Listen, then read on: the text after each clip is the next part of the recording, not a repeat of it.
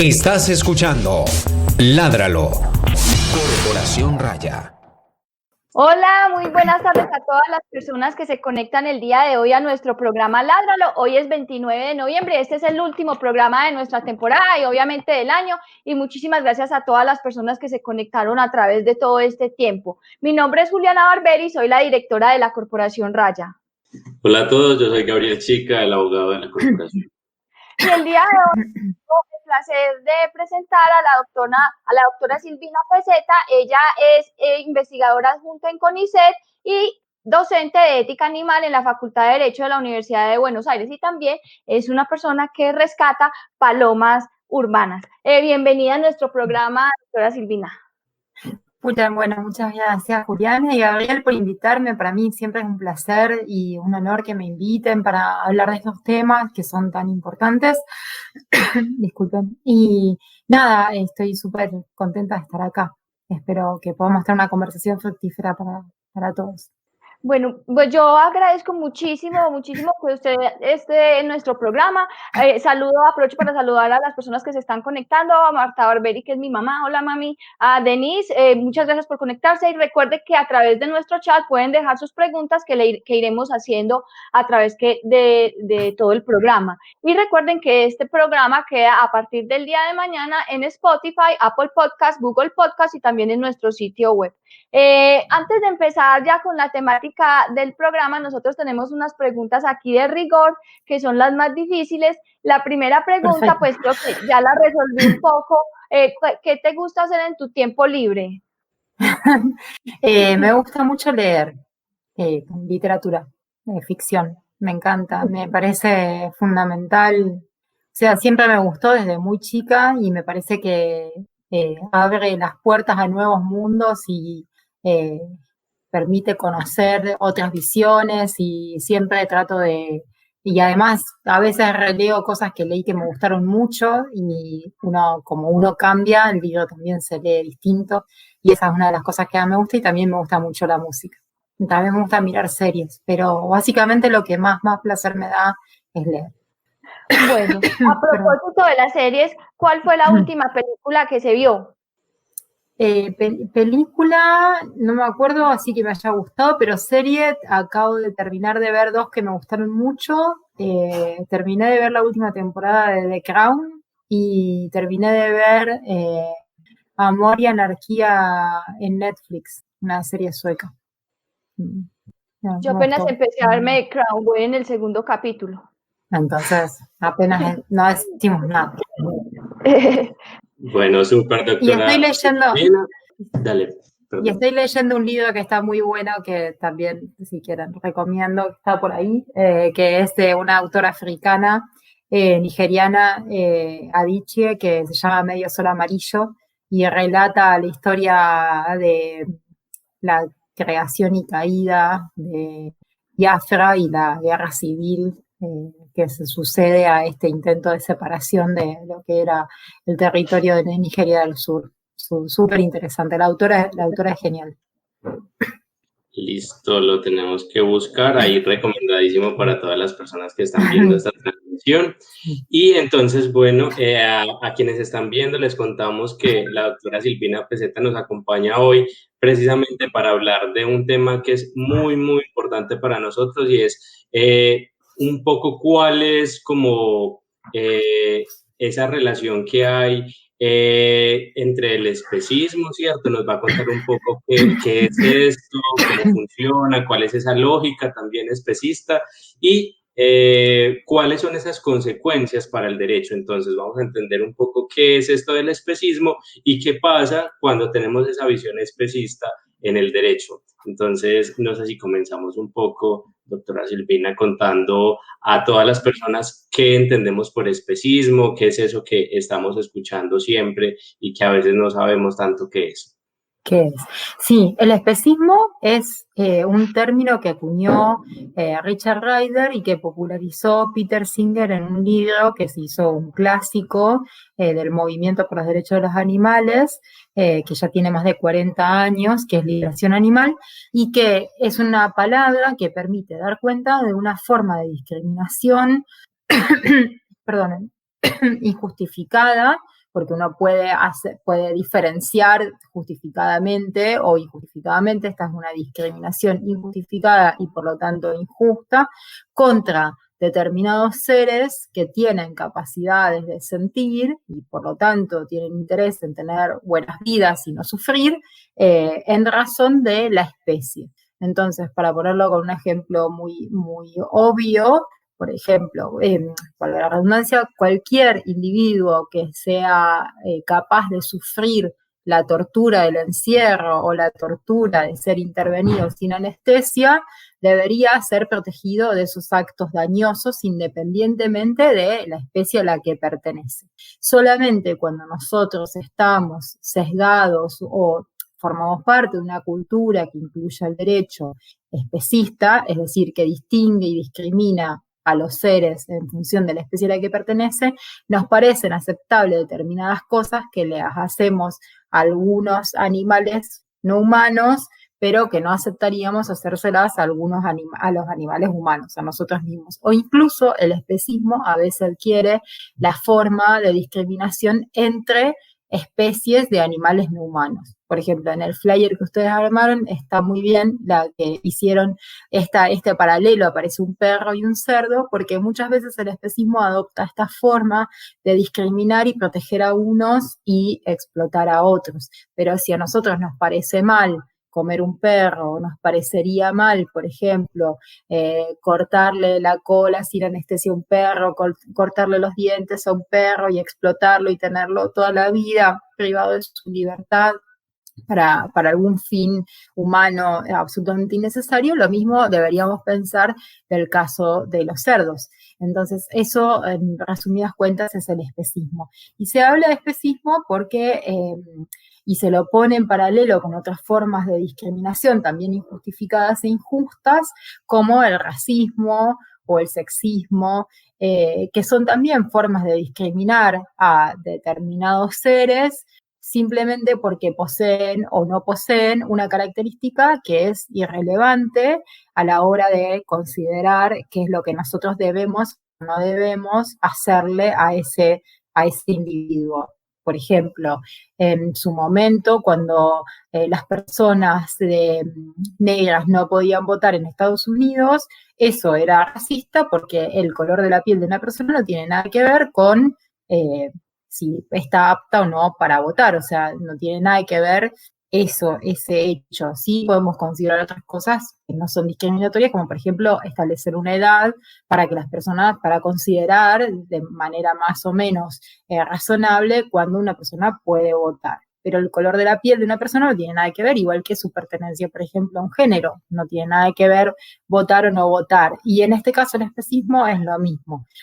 Las cosas que nosotros les hacemos a los demás animales están orientadas por esta idea del especismo que que establece una jerarquía de intereses y de valía en la que los humanos y sus intereses, no importa qué tan relevantes y vitales sean, siempre están por encima de los intereses de otros seres sintientes que son generalmente mucho más importantes, como vivir, como no tener una vida de sufrimiento, como no ser torturados. Y eso básicamente es el especismo. Por eso es la discriminación basada en la especie. Listo, súper clara esa definición porque nos muestra que es precisamente una forma de discriminar, ¿cierto? Y que el fundamento para esta discriminación es la especie. Hay un autor que se llama Johan Galtung que habla como de violencias estructurales, pues que hace varias clasificaciones y habla de violencias estructurales y entre esas está, por ejemplo, el racismo, el sexismo y el especismo, porque nos dice que está generando una estructura en el pensamiento de las personas y que es tan arraigado que en ocasiones no nos damos siquiera cuenta. ¿Qué posición tienes, doctora Silvina, sobre este tema que es tan complejo? Porque incluso quienes en ocasiones nos consideramos protectores de animales, defensores de animales o animalistas, solemos hacer unas diferenciaciones que ni nos damos cuenta en muchas ocasiones y que pareciera pasar desapercibido porque está muy como arraigado ese pensamiento. Muy arraigado. Especista. Exactamente, gracias por lo que acabas de comentar, porque a veces uno considera que el especismo solamente es una característica de las actitudes individuales de las personas y que además es una actitud consciente y deliberada de las personas de discriminar y dañar a los demás animales solo porque son animales. Y en realidad es esto que vos estabas muy bien señalando, es el especismo tiene obviamente una expresión en las acciones individuales y en las elecciones de las personas que mayormente no son ni siquiera conscientes, y una dimensión estructural o social que permea la cultura, el derecho, la religión, nuestras prácticas sociales, y hay un especismo estructural que es el que guía luego y hace opaco o invisible esta misma forma de discriminación, porque si bien sigue existiendo el racismo, el sexismo, la xenofobia, obviamente que esto está presente, es identificable, hay leyes que protegen contra este tipo de acciones, tenemos instrumentos incluso internacionales, pero el especismo en sí mismo ni siquiera es reconocido todavía, salvo en los círculos en los que se trabaja por los derechos de los animales, quienes están trabajando, o en los círculos académicos que trabajamos con esta noción de especismo y antiespecismo, pero si no, no es algo extendido. Entonces, es opaco, es invisible y permea estas estructuras. Y en el derecho, retomando la pregunta, para no olvidarme lo que habías dicho en la primera, ¿cómo se refleja esto en el derecho? Y bueno, se refleja de manera bastante obvia, porque el derecho es un producto de nuestras sociedades. A veces con el derecho nosotros intentamos hacer lo mejor posible y avanzar incluso más allá de lo que la sociedad está dispuesta a reconocer, y tenemos que aquí y allá algún fallo importante, pero lo cierto es que nuestras sociedades son especistas y el derecho recoge ese especismo y permite, afortunadamente permite y no obliga, o sea que eso es muy interesante porque el derecho no nos obliga a explotar a otros animales, sino que simplemente permite la explotación de los animales, y eso es muy importante. O sea, ni siquiera estamos en la mayoría de los casos en condiciones de tener que ejercer una resistencia o una desobediencia civil, porque es optativo explotar a los animales. Simplemente es una posibilidad que nos da el derecho. Pero a la vez, por ejemplo, en el que hay avances para determinadas especies, hay movimientos sociales que están pidiendo por los derechos de los demás animales en distintos países y tienen determinados logros, tanto sea en reformas legislativas, sobre todo con los animales domesticados y ciertos logros de imponer en la agenda pública, por ejemplo, castraciones masivas, vamos, de a poco con algunas especies, por lo menos, o los resonados casos Sandra, el menos conocido caso de la chimpancé Cecilia, el caso del oso Chucho, que finalmente no fue exitoso, pero que sin embargo marca una importancia. Y después, por ejemplo, en Argentina lo que tenemos es contradicciones dentro del mismo sistema jurídico, que por un lado tiene una norma de derecho penal en la que se habla de víctimas, con esa palabra, los animales víctimas de crueldad o maltrato, y por otro lado otras normas que todavía lo siguen tratando como cosas. Entonces, explotar esas contradicciones, que no son esas contradicciones no son únicas para el caso de los derechos de los animales, forman parte de la tarea de los abogados y abogadas, que cuando interpretamos el derecho o nos encontramos con ese sistema jurídico, lo que tenemos que hacer es, bueno, mirar cómo estamos interpretando ese derecho, con qué, digamos, con qué elementos estamos interpretando ese derecho, tanto elementos jurídicos como elementos extrajurídicos que siempre ingresan a la hora de interpretar las normas. Entonces, tenemos esta cuestión. El derecho, yo creo que para el caso del especismo es un elemento más en la agenda de liberación animal o de finalizar el especismo, pero es eso, es un elemento más y no es el único, y nosotros bien podríamos hacer paralelos y aprender de otros movimientos sociales y de derechos humanos y de cómo fueron logrando digamos, el reconocimiento de derechos en otros casos, en particular casos humanos, o en el caso que tiene más paralelismo, que es el caso de los derechos de los niños, porque los niños no fueron actores de su propia liberación. Y el caso de los animales es bastante similar, no son los animales quienes van a ser los artífices no porque no tengan voz, porque tienen voz y se resisten también, sino porque no van a tener la capacidad organizativa, o no les reconocemos o aplastamos cualquier intento de resistencia de los demás animales. Bueno, siguiendo con la línea como de las definiciones y los conceptos, ¿por qué no hablamos un poquito de eso que también oímos mucho, que es ética animal y derecho animal? Y para hacer una diferenciación también con el tema de los derechos de los animales, que tuvimos aquí un programa con Brenda desde México hablando precisamente de derecho animal y derechos de los animales. Hablemos un poquito de esos dos conceptos, ética animal y derecho animal. En particular a mí me gustaría, y en la presentación que te había mandado, que después así no la hacemos tan formal, a mí me gustaría que cuando hablemos de derecho animal, porque obviamente no hay definiciones verdaderas o falsas, las definiciones son convencionales, pero a mí sí me gustaría que cuando hablemos de derecho animal nos pudiéramos limitar a la elaboración, la discusión y la interpretación de aquel derecho animal que no especista. Porque si no, también hay una manera de entender el derecho animal que se utiliza también normalmente, y uno lo ve en cursos, por ejemplo, en Estados Unidos hay facultades donde tienen cursos de Animal Law, y Animal Law no necesariamente tiene una perspectiva antiespecista, sino que lo que hacen es enseñar todas las normas de derecho positivo que regulan las relaciones entre humanos y animales no humanos. Entonces, bueno, uno tiene Animal Law y revisa la normativa penal, administrativa. A mí me gustaría que nosotros nos concentráramos en eso y que cuando miremos esa normativa lo hagamos desde una perspectiva no especista, y a eso le llamaría yo derecho animal.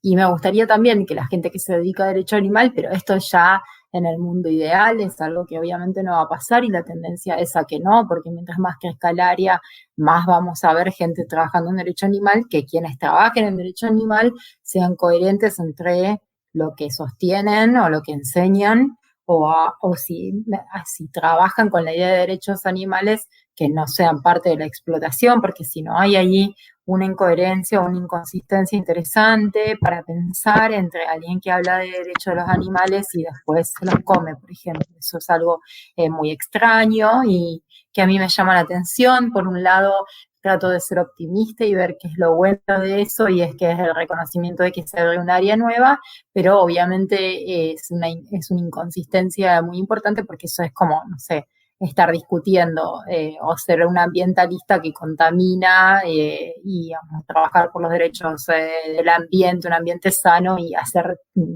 ser inconsistente con su práctica, o trabajar derecho de género, derechos humanos, y ser una persona que discrimina, que explota a sus empleados, que los registra, o sea, miles de ejemplos. Entonces eso es lo que a mí me parece interesante del derecho animal, pero bueno, digamos, eso es como ideal. Y después ética animal es otra disciplina que obviamente forma parte de la filosofía, y ética animal se desarrolla sobre todo justamente después de la publicación, no porque antes no haya habido, o sea, hubo publicaciones previas, incluso desde la filosofía en Grecia, que trabajaron en la cuestión del estatus de los demás animales y qué le debemos a los demás animales, si es que podemos usarlos como objetos o si son un otro al que le debemos respeto. Pero la ética animal en la contemporánea surge con la publicación del libro de Peter Singer, y a partir de esa publicación empieza a surgir una cantidad de bibliografía que asume esta idea de que el especismo es una forma de discriminación injustificada, que permea también nuestras organizaciones sociales, y desarrolla a través de distintos fundamentos, y se van viendo todas las corrientes de filosofía, la escuela crítica, la ética de la virtud, el utilitarismo de Singer, posturas kantianas, distintas corrientes de ética que tienen su versión de ética animal rechazando el especismo. Y acá a mí me gustaría hacer algo, digamos, hacer un aporte, si me permiten, que es que me parece a mí que en el campo del derecho, además de desarrollar el derecho animal o lo que nosotros conocemos como doctrina y analizar fallos y jurisprudencia y proponer reformas legislativas y hacerlo asumiendo una postura no especista, porque uno no puede hablar de derechos de los animales y después cuáles serían esos derechos si uno termina explotándolos, y eso si quieren lo pensamos después. Me parece que en el derecho a nosotros nos falta la construcción de teoría. Y eso me parece que es el área más débil o menos desarrollada, porque ética animal está muy desarrollada, está tan desarrollada que ahora estamos frente a lo que se denomina el giro político, o sea, son los que hacen teoría política quienes se están encargando en los últimos años de pensar la cuestión animal, es decir, para arraigar estos derechos de los demás animales en territorios políticos concretos y pedir ya no solamente cambios de actitudes individuales, sino cambios en las políticas públicas y el reconocimiento específico de que los animales forman parte de nuestras comunidades políticas y no solamente deberían formar parte de nuestras comunidades morales. Y en eso el derecho está bastante atrasado y todavía a veces estamos empantanados en discusiones que nos llaman mucho la atención a quienes somos abogados o abogadas, como por ejemplo la cuestión de si los animales deben ser sujetos u objetos, y es como que estamos muy centrados en esa discusión y nos lleva mucho tiempo salir de ahí, y eso es algo también extraño porque nosotros hace muchos siglos que en el derecho reconocemos que existen personas que no son personas humanas, y eso yo siempre hago el mismo chiste. En mi primer año en las facultades, para quienes somos abogados, en Civil 1 les ha pasado a ustedes, uno ve que existen personas físicas y personas jurídicas y nadie muere por eso, a nadie le parece una idea extravagante ni excéntrica y aceptamos eso, pero cuando pensamos en que ampliar a quién el derecho va a reconocer o le va a atribuir el carácter de sujeto, aparecen una serie de discusiones bizantinas que atrasan muchos siglos y que nos estanca en eso. Así que me parece que ahí hay cosas interesantes para hacer. Bueno, y ahorita decías algo bien interesante y es como la necesidad de, digamos, avanzar en esa ética no especista ya como sociedad, ¿cierto? Como sociedad ir creciendo en esto para que efectivamente los cambios que se hacen desde el derecho, digamos, vayan avanzando en esa postura, porque creo que también es algo reiterado que quienes están trabajando en escenarios desde lo judicial, desde lo legislativo, digamos, han empezado a interiorizar un lenguaje, entre comillas, de protección a los animales sin derrumbar esa lógica especista y terminamos encontrando productos jurídicos que están incluso reproduciendo esa lógica y que decimos, bueno, es una ley que está protegiendo a los animales, pero sigue permitiendo su comercialización, o es una ley que está protegiendo a los animales, pero sigue hablando de explotación en distintos campos. Entonces, es también como que los abogados y abogadas, cuando damos un paso hacia el reconocimiento jurídico de los animales, siempre seguimos pensando que deben ser protegidos unos, ¿cierto? Pero que está bien que los otros sean explotados. Entonces, no sé si encuentras como de pronto una ruta que sea más coherente para que pensemos como sociedad en una verdadera liberación animal o si en algún momento has pensado pues como un camino medianamente más lógico.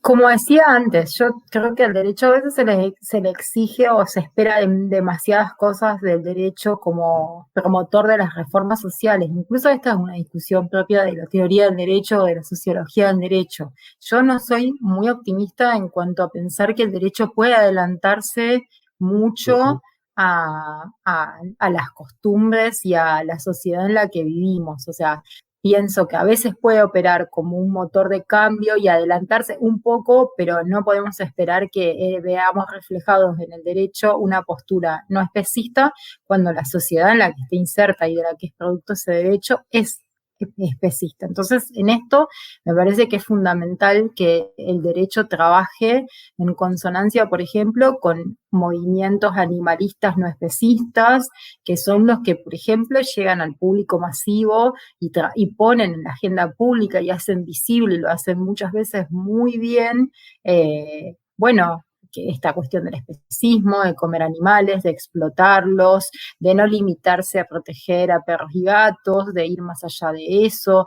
Entonces me parece que eso es algo que va a depender, digamos, que el derecho va a acompañar eso, que puede ser una herramienta estratégica de esos grupos en algunos casos, que puede tener algunos logros resonantes en algunos casos, aquí y allá, y ayudar a poner en la agenda pública eso, pero no creo que el derecho pueda, por ejemplo, ahora mismo en este caso, romper esa lógica, sino que lo que vamos a ir viendo en todo caso hay una frase que a mí me gusta mucho, que es una frase de la Rochefoucauld que decía: la hipocresía es un homenaje que el vicio le hace a la virtud.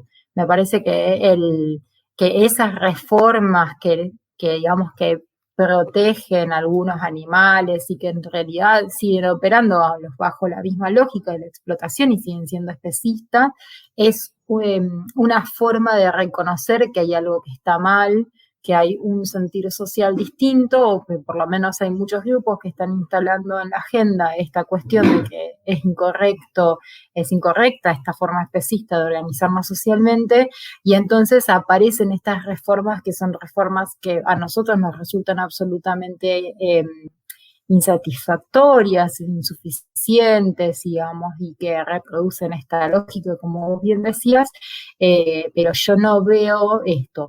Kymlicka, que es un autor que a mí me gusta mucho, que es parte del giro político, decía que a lo mejor hay avances inesperados tiene un texto muy lindo que se llama, no está traducido al español, Beyond Personhood in the Legal Debate, no me acuerdo exactamente el título.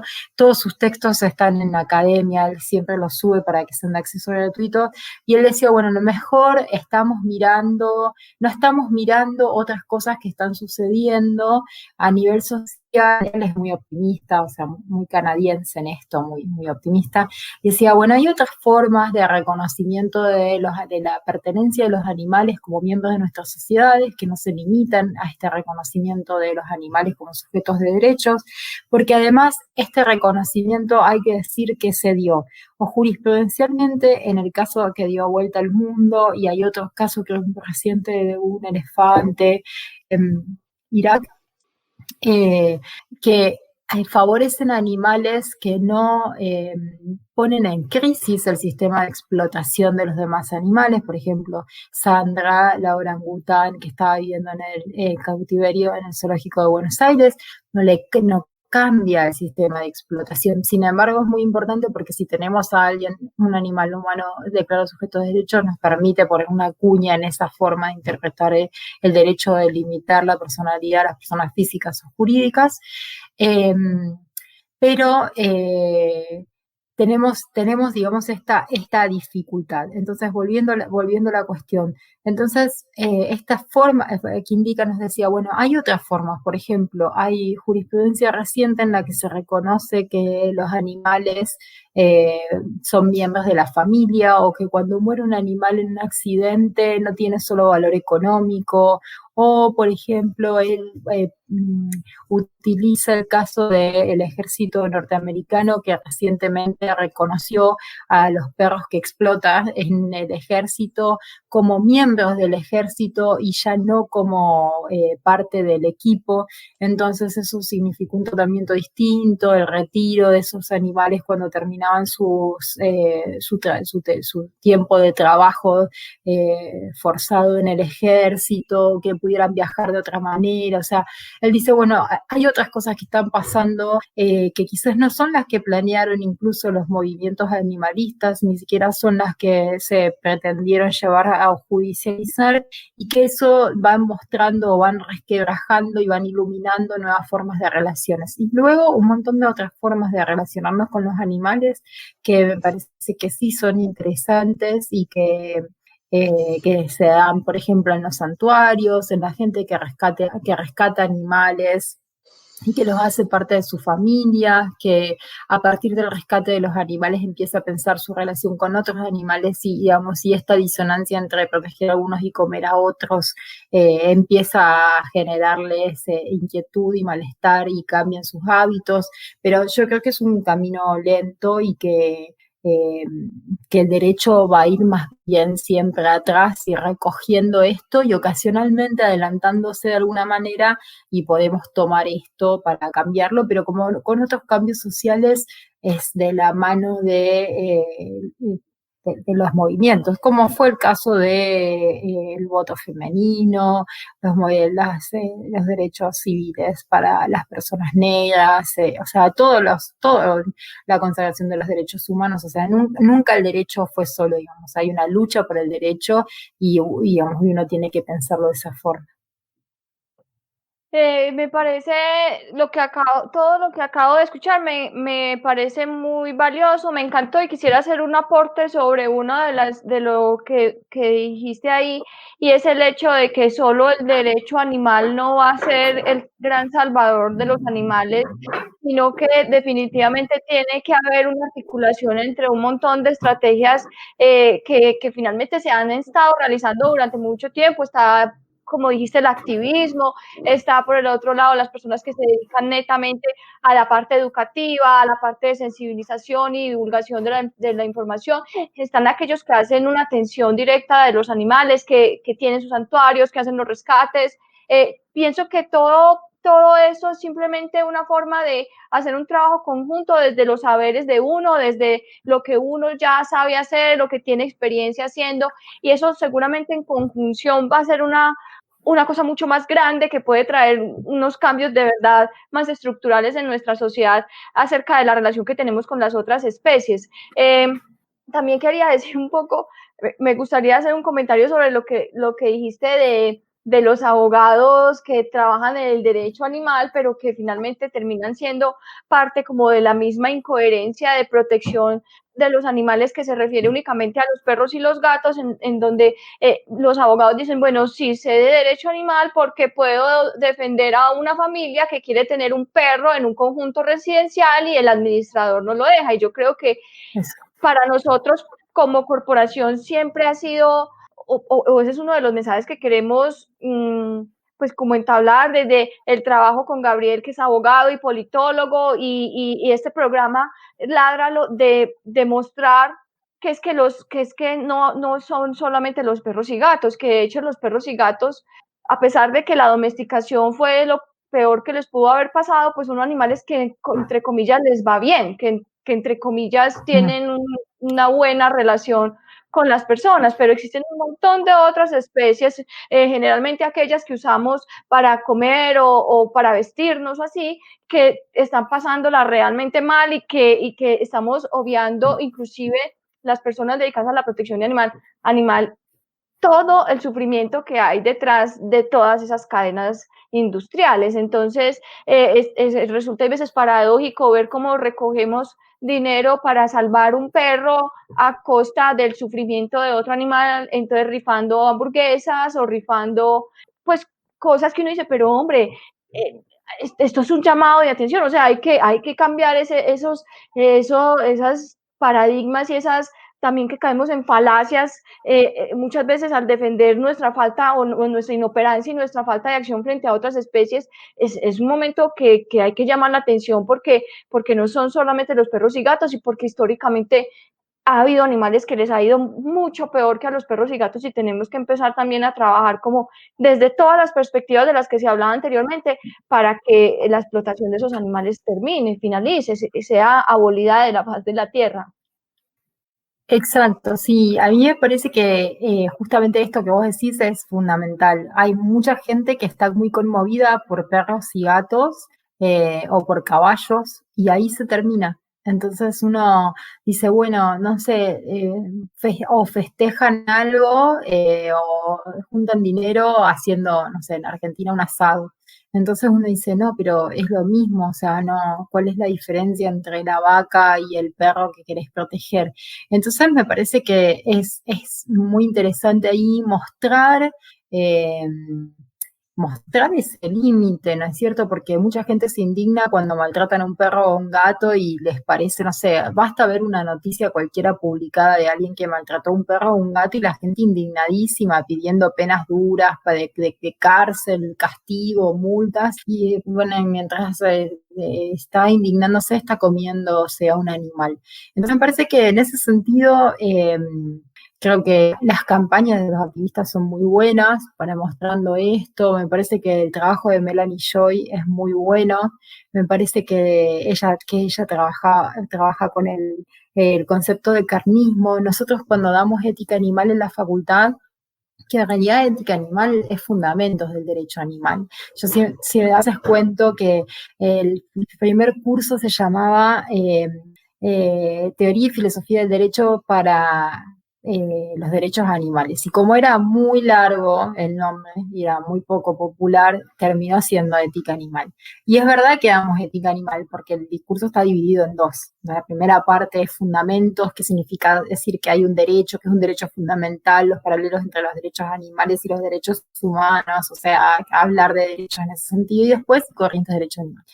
Y siempre en la primera clase o en la segunda incorporamos el trabajo o este concepto de carnismo, que también trabajó en Argentina una colega y amiga que se llama Alexandra Navarro, que ella toma de Melanie Joy, no sé si la conocen y si no, acá podemos recomendar para la audiencia, que Melanie Joy es una psicóloga norteamericana que trabaja con esta disonancia de comer a algunos y proteger a otros.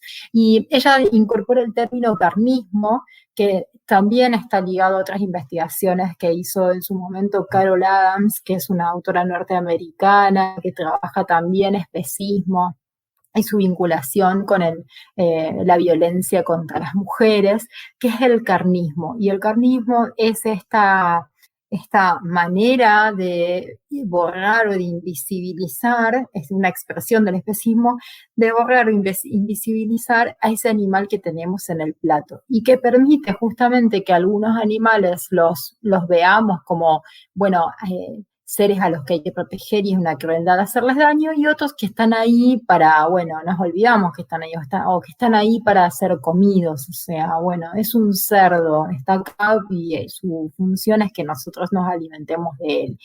Cuando uno empieza a intentar desarmar eso digamos, y trabaja con eso, se encuentra con una serie de dispositivos culturales que trabaja muy bien, por ejemplo, Alexandra Navarro, y que también trabaja Melanie Joy, que muestran, y Carol Adams, cómo operan, y esto a nivel cultural, y esto no es mi área de trabajo, pero nosotros siempre lo presentamos en la primera clase, porque si no, esto opera para obstaculizar la posibilidad de discutir que todos los animales tengan derechos básicos, porque si uno no puede entender qué es lo que está operando a nivel cultural, perdón, que se me apagó la luz, a nivel cultural, para entender por qué hay resistencia cuando uno habla de especismo, o por qué hay resistencia cuando uno habla de no comer animales, es difícil avanzar en la discusión. Entonces me parece que esto es importante, que cuando uno trabaja estos temas también esté nutrido de otras disciplinas, o por lo menos pueda ofrecer lecturas complementarias para entender por qué nos cuesta tanto rechazar el especismo, o por qué nos cuesta tanto entender que no es consistente cuidar a los perros y a los gatos y para eso comer un cerdo, comer una vaca. Y como vos decías, la vida de estos animales también domesticados es muchísimo más dura, muchísimo más cruel que la vida de perros y gatos. O sea, tienen unas vidas miserables y es mucho más preocupante. No con esto decir que perros y gatos están reconocidos y que todos la pasan bien, porque esto no es así, pero por lo menos socialmente está muy mal visto maltratar un perro o un gato o torturarlo, y no así con una vaca o con un cerdo. Bueno, con todo esto que estás diciendo, sobre todo como de la presencia o la necesidad de ese, si queremos decir, animalismo en los otros movimientos sociales, a mí se me ocurre una inquietud, pero antes de ir con esto voy a hacer unos saludos a algunas personas que nos están saludando en las redes sociales. Un saludo a Paola Bernal, a Gonzalo Hernández y a Lina Willes. Muchas gracias por estar ahí viendo el programa.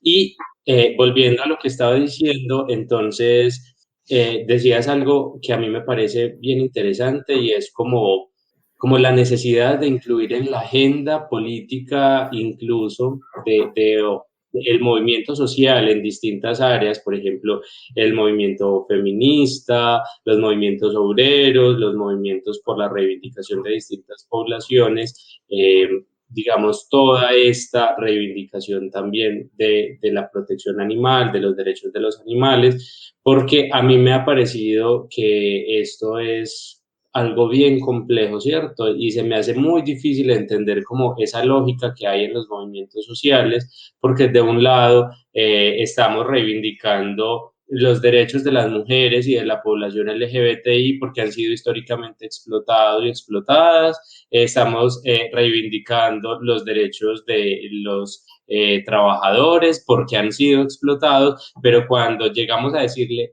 mire, es que también explotamos nosotros a los animales, ya ahí no vemos esa figura de la explotación, ¿cierto?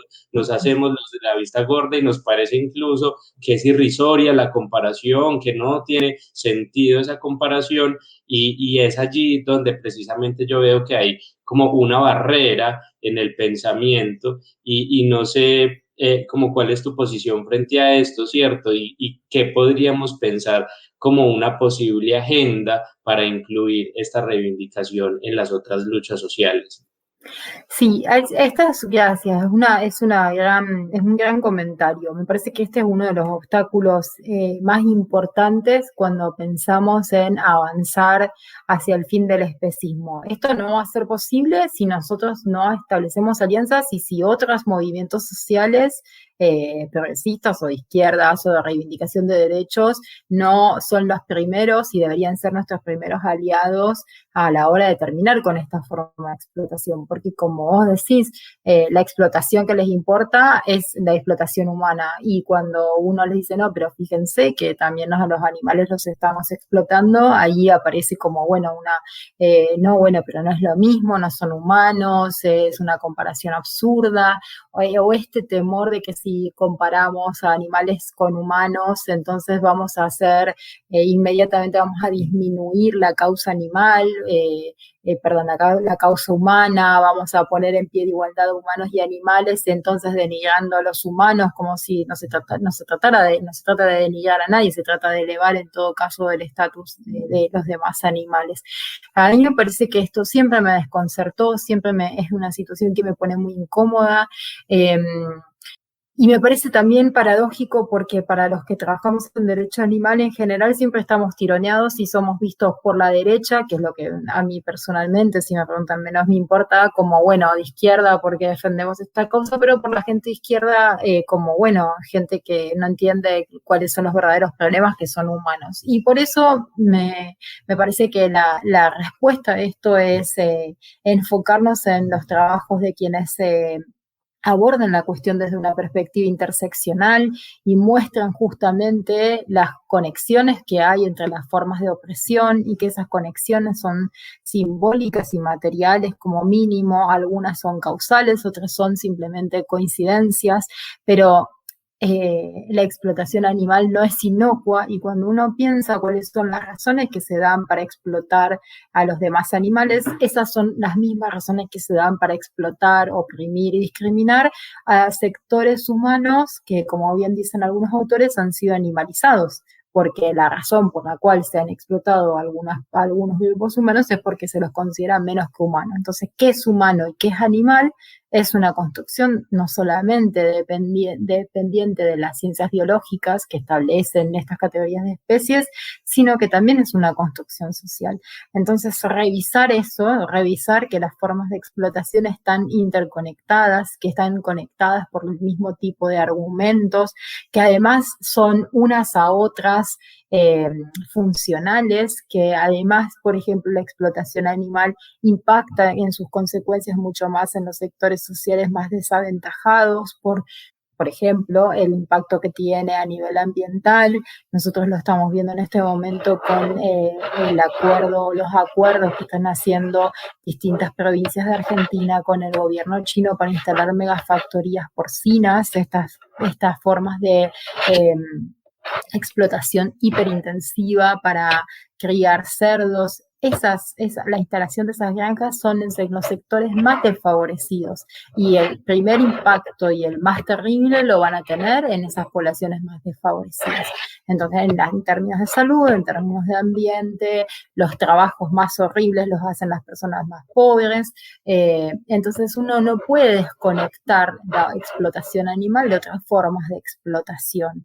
Y me parece que en ese sentido el enfoque interseccional es muy apropiado. Eso excede, por supuesto, lo que nosotros a veces podemos discutir en el ámbito del derecho, que no nos permite tanto juego. Por ejemplo, cuando presentamos una demanda, no quiere decir que no lo podamos no podamos expresar, pero tenemos un juego más chico de argumentos dentro del derecho. Pero afortunadamente, como decíamos antes, en este juego de alianzas y también en esta idea de que el derecho animal y la ética animal o el antiespecismo como un movimiento y su expresión académica no se limitan al derecho. Entonces, por ejemplo, en Latinoamérica, y yo estoy muy contenta porque formo parte de ese grupo, existe el Instituto Latinoamericano de Estudios Críticos Animales, que toma esta perspectiva interseccional y conecta las distintas formas de explotación, y tenemos una revista que es la revista de estudios críticos, la revista latinoamericana de estudios críticos animales, cuyos trabajos de distintas disciplinas, no solamente de derecho, filosofía, comunicación social, ciencias de la salud, sociología, antropología, humanidades, abordan la cuestión de la explotación animal desde esta perspectiva interseccional, mostrando estas conexiones. Y hay muchos autores que trabajan esto y lo trabajan súper bien, y me parece que eso es muy valioso. Me parece que eso es otra cosa más que nosotros tenemos que aprender cuando trabajamos el animalismo. Hay una expresión muy, muy interesante que usa también Kim Lika, que dice que el animalismo son los huérfanos de la izquierda. Entonces dice que los otros movimientos sociales no quieren. Entonces él aventura hipótesis de por qué no somos reconocidos, aunque esto no es siempre así. Por ejemplo, en Argentina y históricamente parte del feminismo fue antiespecista. Yo les recomiendo mucho, si ustedes quieren, en la página de Ética Animal, en el Instagram que tenemos de Ética Animal, fuimos colgando una serie de charlas que hicimos en un ciclo sobre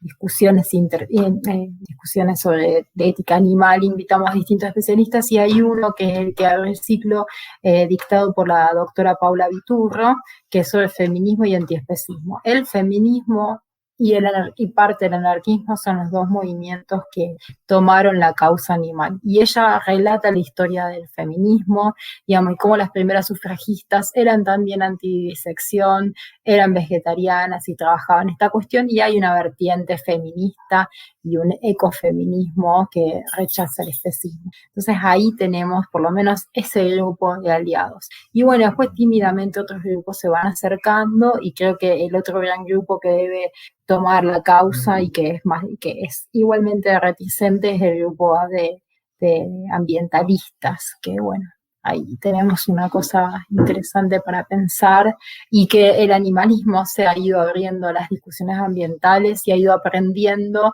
después de las acusaciones de que no entendemos cuestiones ambientales o de que no nos importa, pero a la inversa de eso yo no lo estoy viendo. Gabriel estuvo en uno de los congresos de la revista, del instituto en Argentina, ya exponiendo un poco el trabajo que él había realizado. Sí, súper ese espacio. ¿Eso cuándo fue? ¿El año pasado? Bueno, el año yo pasado. no estaba. Sí, estuvo muy bueno. Sí, en Córdoba. Yo estaba en Alemania. Me perdí.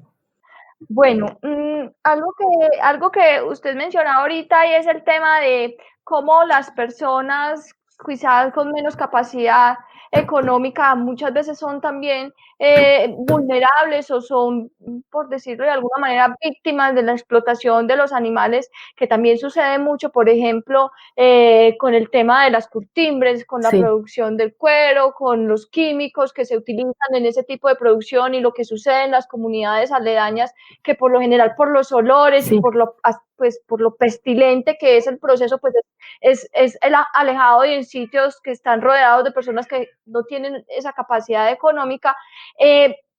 Muchas veces surge como la duda y la inquietud de, bueno, pero es que estamos en Latinoamérica, es un conjunto de países que tiene muchas falencias, que tiene muchas carencias económicas, donde las personas tienen muchos problemas, donde las personas no tienen acceso a los servicios básicos. ¿Por qué vamos a preocuparnos por los animales o por qué incluirlos dentro del derecho o de las discusiones jurídicas?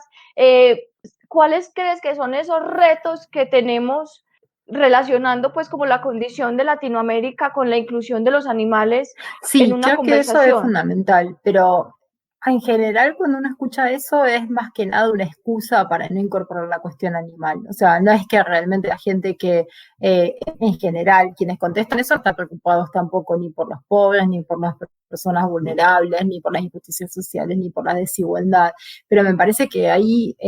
entonces, eso es una primera cosa, hay que mirar quién lo dice porque en general no hay una preocupación. Pero la segunda cosa es esto que vos mencionás, explotar animales nos está dañando a nosotros como humanos. Así que incluso a aquella persona a quien no le interesen los animales o que no acepte o que quiera defender el especismo, algo que es muy desafiante porque la verdad que no hay buenos argumentos para defender el especismo, sí tiene que entender que explotar a los animales nos afecta a nosotros como humanos y afecta en primer lugar a los sectores más vulnerables. Entonces, no es algo inocuo, no es una cuestión de prioridades y de agenda. Esto que estamos haciéndoles hoy a los demás animales es algo que nos impacta de manera absolutamente nociva y lo vemos y lo sostienen organizaciones no justamente proteccionistas de animales como la FAO en su informe La larga sombra del ganado, la que recomienda, por ejemplo, dejar de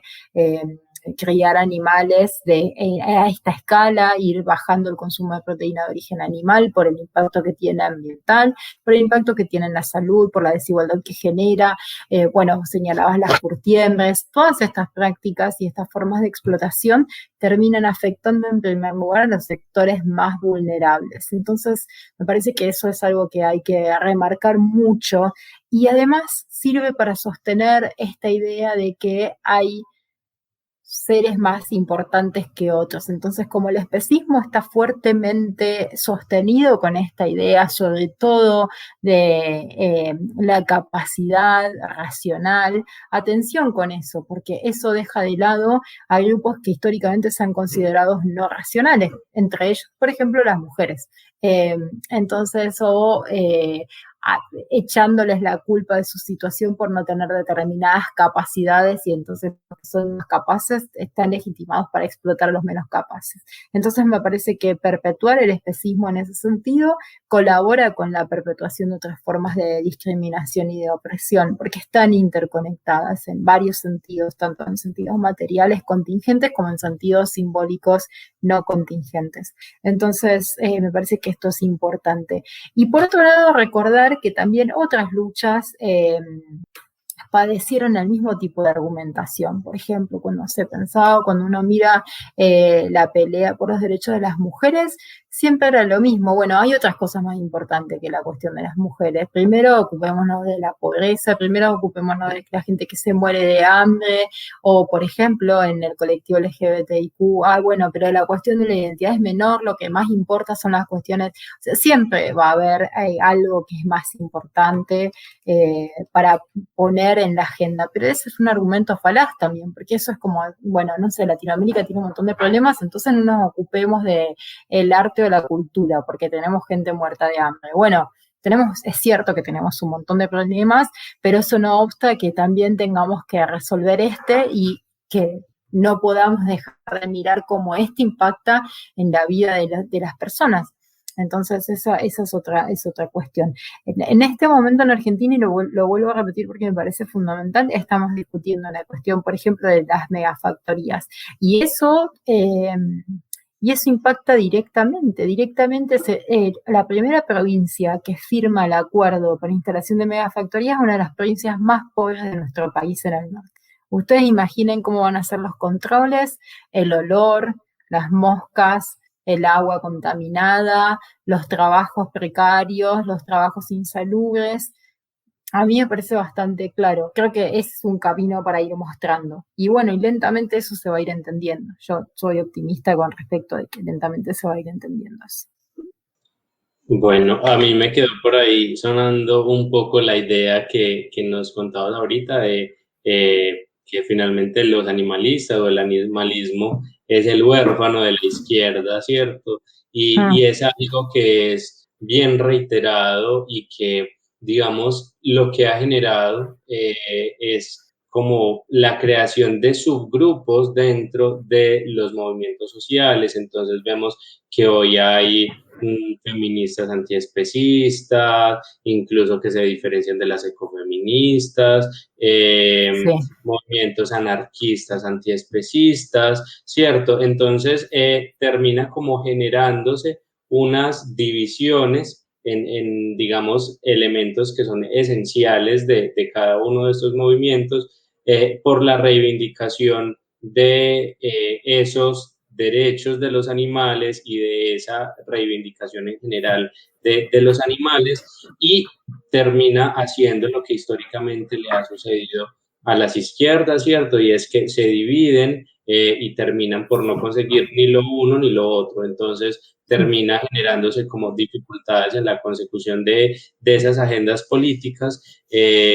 Y es algo que, bueno, que lo que hace es también fortalecer esas lógicas de opresión, porque, bueno, hay un montón de causas que se están luchando allá de manera como desagregada, desordenada, y mientras tanto los explotadores y todos los sistemas de explotación siguen como ahí presentes. Esto es como un comentario que yo quería como resaltar y conectarlo con algo que he venido pensando, y es Eric Fromm en un texto que se llama El miedo a la libertad, habla de como una estructura, la estructura psicosocial que tienen como las sociedades contemporáneas, digámoslo de alguna manera, y que se establece como una lógica demasiado jerarquizada de todas las poblaciones, ¿cierto? Nos dice como que hemos desarrollado una lógica y unos patrones sadomasoquistas, ¿cierto? Nos dice, estamos todo el tiempo respondiendo a los intereses de quien nos oprime, de nuestro jefe,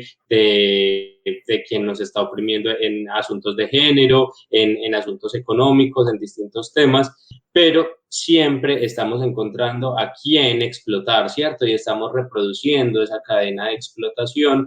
Entonces, es algo que me ha generado inquietud, y es que no tenemos una actitud de resistencia hacia arriba, ¿cierto? Donde digamos, no quiero ser más oprimido en este factor, y nos limitamos a saciar esa rabia y esas cosas, reproduciendo esa explotación y esa violencia hacia quienes consideramos que están abajo en esta escala. Exacto. Entonces, digamos, uniendo esas dos cosas, como preguntarte qué piensas que podría hacer que frene esa cadena, que frene esas formas de explotación. Y esa es una pregunta muy difícil que no sé si tengo respuesta para eso, pero sí me parece muy acertado. O sea, es muy complicado. No sé si Fromm tenía una respuesta para eso.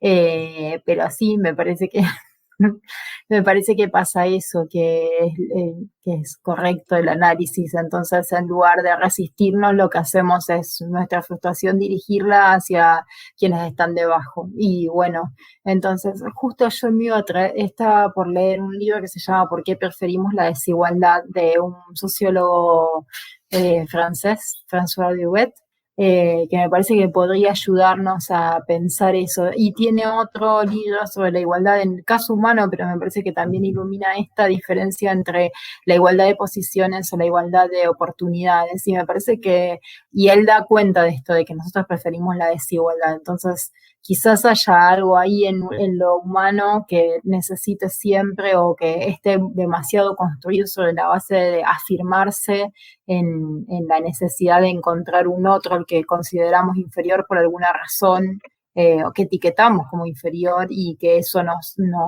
nos permite liberarnos de la frustración de a su vez ser explotados. Pero no tendría una respuesta a semejante pregunta filosófica, demasiado mucho para Sí. mí. No, y que si la tuviéramos estaríamos ya... Estaríamos, ya hubiéramos Hermano. terminado con el tema, qué sé yo, sí. Sí, No, a veces lo que sí pienso es que, y esto si me permite algo completamente subjetivo, digamos, y de experiencia, me parece siempre que cuido animales, les pasará a ustedes si también hacen eso, o también pasará si uno cuida a una persona en estado de vulnerabilidad, un niño, una niña, una persona que está enferma. Me parece que siempre ayuda mucho. Nos conecta mucho con la vulnerabilidad, digamos, y ese servicio de ayudar y de relacionarnos de otra forma, a lo mejor sirve como una pedagogía digamos, del amor y del cariño. Yo pienso cuando rescato, vos me presentabas como que rescataba palomas, rescatar una paloma, que es un animal tan poco querido, tan mal visto, tener que alimentar ese animal que es dependiente de nosotros, que a veces no puede reciprocar como un mamífero, como un perro, como un gato, porque se asusta, porque no, digamos, no tienen los reflejos faciales como expresiones en las que uno se mire y pueda, digamos, entender, como cuando uno acaricia un perro. Digamos, y ese acto de servicio a lo mejor serviría, digamos, como para conectarnos de otra manera y mostrarnos la vulnerabilidad y mostrar, digamos, y bajarnos digamos, bueno, y ponernos al servicio de un otro al que normalmente consideraríamos inferior, y que en realidad está en inferioridad de condiciones porque depende de nosotros, si nosotros podríamos decidir abandonarlo y que muera, por ejemplo, digamos, dejar de atenderlo. Pero no se me ocurre otra cosa, es más bien es una reflexión que siempre pienso cuando tengo pichones y me levanto a la mañana a alimentarlos o ayudo a mi perro que está muy enfermo, y bueno, me parece que eso es como es algo para empezar a pensar, como que a lo mejor eso nos ayuda a pensar las relaciones con los demás animales de otra manera. Pero no sé si responde a la pregunta o si o si está en esa línea. Sí, no, está muy bien, sobre todo porque creo que aporta elementos para eso, ¿cierto? Para entender cómo es esa relación que tenemos con los distintos animales, también como cuáles son esos momentos en que también el ser humano, las personas humanas, tenemos como una mayor sensibilidad también, ¿cierto? Para entender ciertos Sí, fenómenos y que es también creo que parte de ese camino llegar a esos momentos sensibles y mucho más empáticos que todos somos capaces de percibir, de sentir, de vivir. Entonces, como también creo que desarrollar esas capacidades hace parte de ese camino. Julia. sí. Para terminar y para dar como un cierre al programa del día de hoy, yo quisiera que habláramos un poquito de esos retos y desafíos que tenemos, por lo menos en Latinoamérica, para construir un derecho animal antiespecista, para empezar como a incluir a los todos los animales, a todas las especies animales en esa protección de la que tanto hablamos? ¿Cuáles crees que son esos retos que tenemos a futuro? Me parece que uno de los retos fundamentales que tenemos tiene que ver con el sistema alimentario. Me parece que eso es, digamos, uno de los grandes problemas. Tiene que ver con esta tendencia a la reprimarización que hablan algunos sociólogos ya en Latinoamérica, de la reprimarización de la economía y de convertirnos en seguir explotando nuestra naturaleza, entre comillas, una naturaleza, una palabra que no me gusta, con la que no me siento cómoda, pero seguir explotando a la naturaleza y a los animales, con el enorme daño que eso implica para nuestra sociedad y con la dependencia que eso genera, porque nosotros seguiríamos en este camino de producción de materia prima, aunque los animales no son cosas, y ese es uno de los grandes problemas. Y el otro gran problema que tenemos es la violencia explícita que hay en nuestras calles, no solamente entre humanos, sino entre humanos y animales. Eso es algo que no se ve en otros países, y que daría por tierra esta teoría o esta hipótesis de que la violencia hacia los demás animales es posible porque ocurre a puertas cerradas. En nuestras calles, lamentablemente, nosotros vemos la violencia tanto entre personas humanas como entre personas humanas y animales no humanos todos los días. O sea, basta salir un rato para ver caballos explotados, perros en pésimas condiciones. Incluso en las zonas rurales no todas las explotaciones son intensivas y a puertas cerradas. Esto se ve en los pueblos, los mataderos o los frigoríficos, como a veces lo llamamos acá. Uno puede escuchar a las vacas gritando, o están instalados en zonas urbanas. Entonces, me parece que es un desafío desarmar esa violencia e interconectarla, como decíamos antes, a las formas de explotación que se ven más claras quizás en Latinoamérica que en países desarrollados, en donde se produce la mayor cantidad de bibliografía, por otra parte, de ética animal y derecho animal. Entonces nosotros tenemos acá una situación especial, y algunos ven como un camino auspicioso, pero es un camino que yo no he explorado, la verdad. O sea, no soy especialista en el área, de retomar culturas ancestrales o de pueblos originarios que nos ayuden a iluminar otras formas de relacionarnos con los demás animales. Esta es una propuesta que hacen algunos autores y autoras. Yo no la conozco, sería lectura para el futuro, pero me parece que nosotros estamos en condiciones digamos, de repensar esto siempre en clave interseccional, y de mostrar cómo no es porque la violencia está escondida digamos, que la permitimos, sino que la violencia está explícita digamos, la seguimos legitimando, y me parece que esto es algo importante para Latinoamérica. Y de hecho en Latinoamérica tenemos fallos interesantes en muchos sentidos, así que son desafíos, pero también es una región con una gran tradición de movimientos sociales. Bueno, muy, muy triste también, una historia muy triste, con muchos muertos, pero digamos que no ha sido una región que pacíficamente ha aceptado cosas, sino que, bueno, que se ha alzado para lograr sus reivindicaciones, así que creo que en eso podemos confiar en nuestras propias herramientas.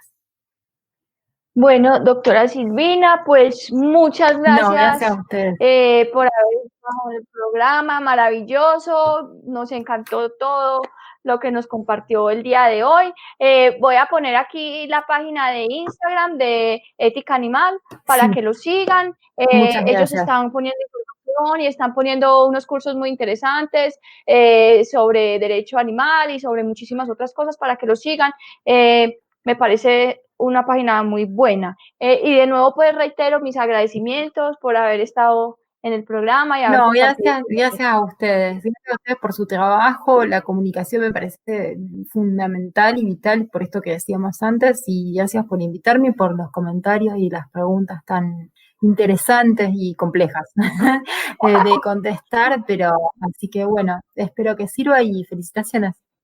Bueno, y a todas las personas que se conectaron durante este año en nuestro programa Láralo, que escucharon los programas, que los compartieron, que utilizaron la información para defender a los animales, muchísimas gracias. Este es el último programa de este año. El próximo año volveremos a estar aquí con una imagen reformada, con como un nuevo aire, porque, pues, no sé si la doctora Silvina sabe, nosotros nos ganamos Sí, ahí vi, se ganaron un premio hermoso, sí. Nos ganamos ese premio y bueno, pues queremos como empezar a hacer este programa hasta durante 6 años, ya vamos a cumplir 7 años y es un programa pues que inició porque yo dije quiero hacerlo, yo no sé nada de periodismo, yo he defendido los animales toda mi vida, pero yo de periodismo no sé nada, pero es un programa al que le hemos metido muchísimas ganas, muchísima fuerza, que hemos querido que este programa sea un lugar, un escenario de discusión sobre la protección de los animales, un escenario en que las personas puedan investigar, puedan conocer, puedan informarse sobre todo lo que les está sucediendo a los animales y sobre lo que nosotros como individuos, como ciudadanos, como parte de esta sociedad podemos hacer para ayudar a que su sufrimiento termine. Muchísimas gracias a todas las personas que están conectadas y a la doctora Silvina, por supuesto, por cerrar nuestra temporada número 13 con broche de oro. Muchísimas gracias. Muchas gracias. El próximo año nos vemos de nuevo. Nos vemos de nuevo y hablamos de palomas. Sí, súper. Bueno, muchas gracias a todos. Muchas gracias. Chao. Gracias a ustedes. Nos vemos. Chao. Chao. Por un mañana animal libre de crueldad. Somos Corporación Raya.